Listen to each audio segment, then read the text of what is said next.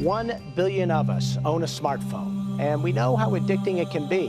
One former Google employee says this is no accident. Indeed, it is by design, and he became troubled by the relentless efforts of app developers to keep us glued to the gadgets. So the goal is to keep us on our devices longer. Why?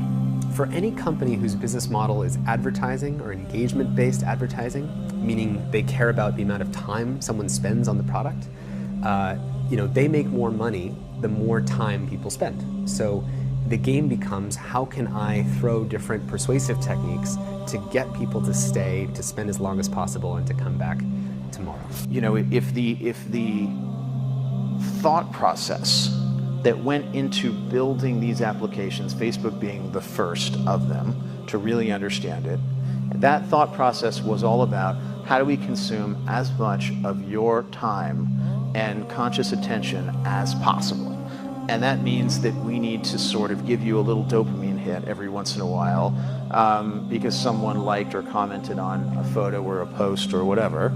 And that's going to get you to contribute more content, and that's going to get you, more likes and comments. I mean, it's a social validation feedback loop that it's like it's exactly the kind of thing that a hacker like myself would come up with, because you're exploiting a vulnerability in human psychology.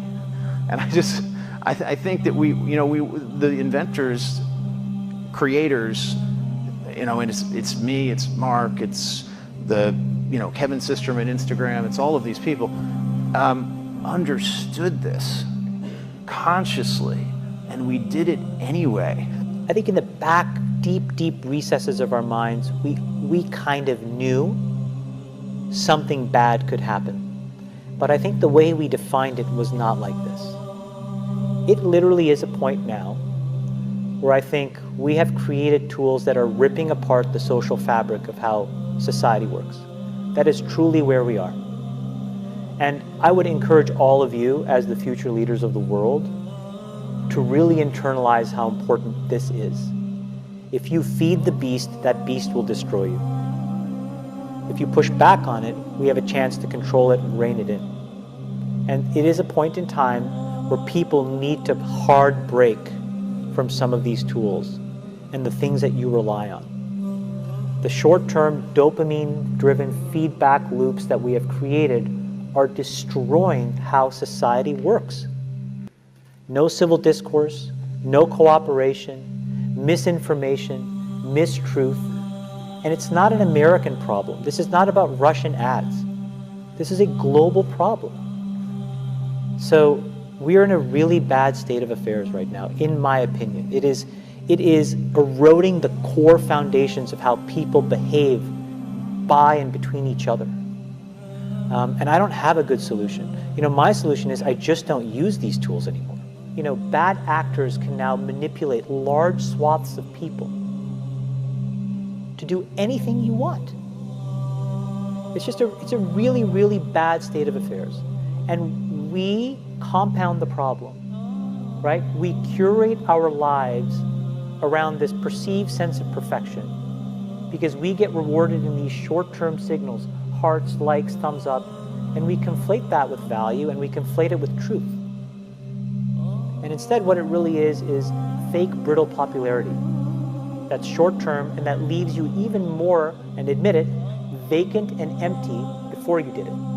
You don't realize it, but you are being programmed.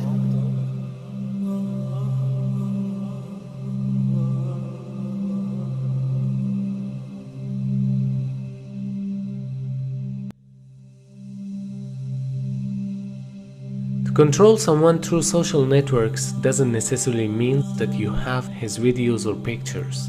Rather, you can also put some programs on those social medias to change his behavior, to destroy his morals and beliefs, and to take him away from the real values of his life. This is what they are doing with you. They make your mind busy with these things so that you don't have any time for other important issues. Or in other words, they make you a slave of the system through these networks. And through those specific tools, Shaitan steals your time, because there's almost an infinite scrolling tab which traps you and sucks your lifetime. In fact, you're sitting alone, busy with those networks, and think that you're connected with the entire world. That's how they divided the community and ruled the societies. The Prophet ﷺ says in the hadith, لَن تَزُولَ قَدَمَ عَبْدٍ يَوْمَ الْقِيَامَةِ حَتَّى يُسْأَلَ عَنْ أَرْبَعٍ. The feet of the son of Adam will not move, will not go away to anywhere until the person, he or she, are questioned about 4 things. عن عمره فيما أفناه. About his or her life, how they spent it.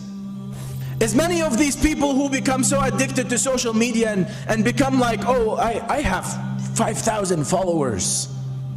You know, they start having a sense of false accomplishment. You start talking to them after 5.5, or as the report said, 9 hours a day of being on the internet or social media. You ask them, what have you done for your daily life?